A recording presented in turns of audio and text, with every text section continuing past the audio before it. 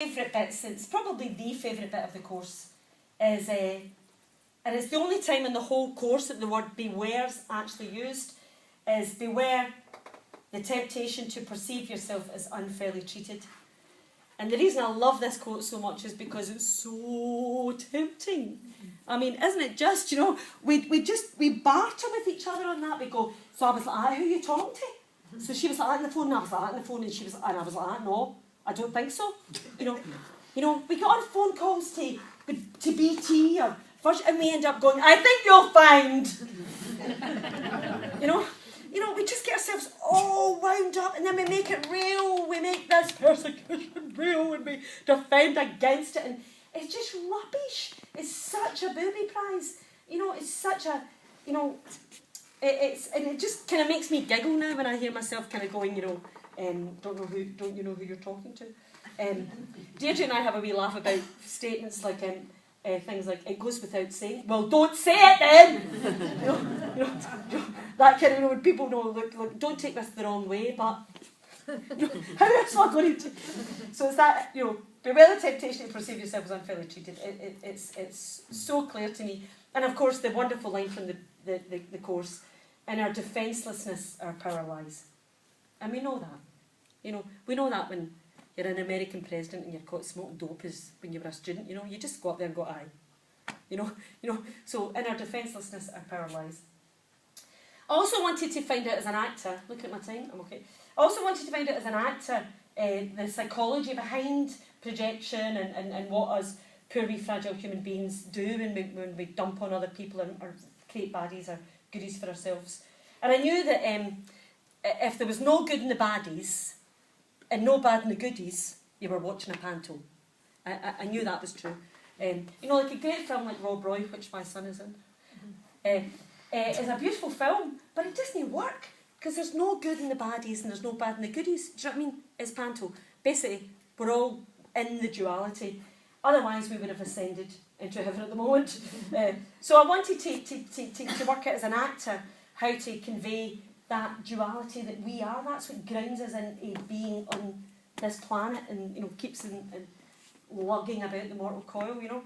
And I wanted to look at all the compensations and masks that we have to try and hide our guilt from ourselves. And I worked with masks for a while to look at all of that and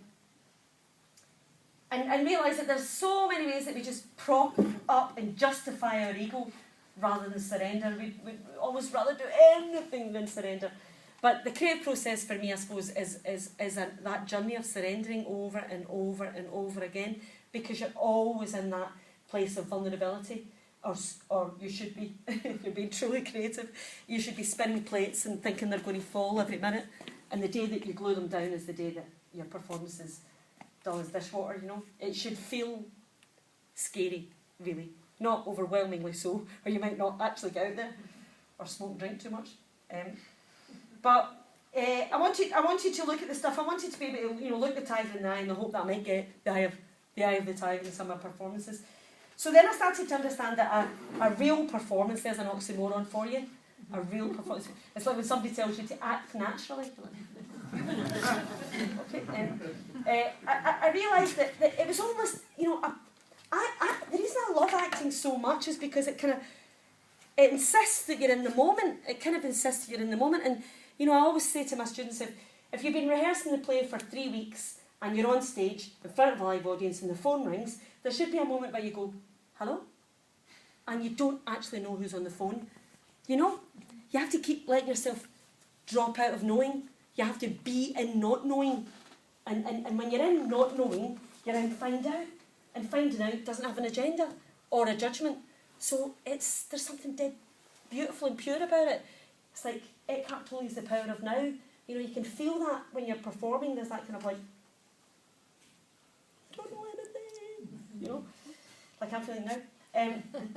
But I realised that, you know, an authentic performance, the oxymoron, is actually a brilliant portrait of the duality of the split mind. Because the truth about us human beings is we want and we don't want. We know and we don't know. We care and we don't care. We want to get it and we don't want to get it. We want them to phone and we don't want them to phone. We want to be single and we don't want to be single. We want to be married and we don't want to be married. You know? So that's the truth about us all. And then I realised that the split mind is just an ongoing thing for us. And so, for example, show off, right? But for example, people would say to me, again, Giorgio knows this, people would say to me, can you cry as an actor? And I go, like that. And they go, how do you do that?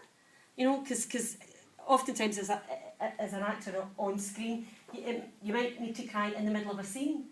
You know, so you might be doing a scene and then something's supposed to make you cry. Like, she's an absolute nightmare of a sister. So she makes me cry. So, you know, so people would sort of say, you know, how can you just do that kind of thing? And for me, I always just return to the idea that an authentic performance is a split mind thing. So,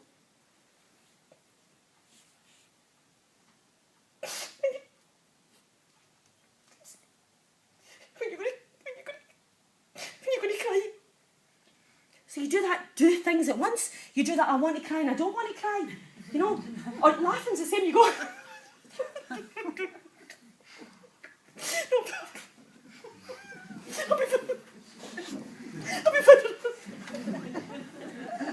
So you laugh and you don't want to, you know, you let yourself laugh and you don't laugh, you know, that's how, so, oh my God, I want to say everybody, acting's a piece of piss. We can pay a lot of money for this, dude. Do you know what I mean? I just want to say to everybody, you just stay in that duality of, you know, I want to and I don't want to, you know, that's what performing is. It's just an authentic identification of the fact that we don't know what we want. And we just never will, because this world will never supply us what we want. The ego tells us, seek and never find. That's what we're up to just now. That's what we're about. So I understood that in a strange way, acting was teaching me this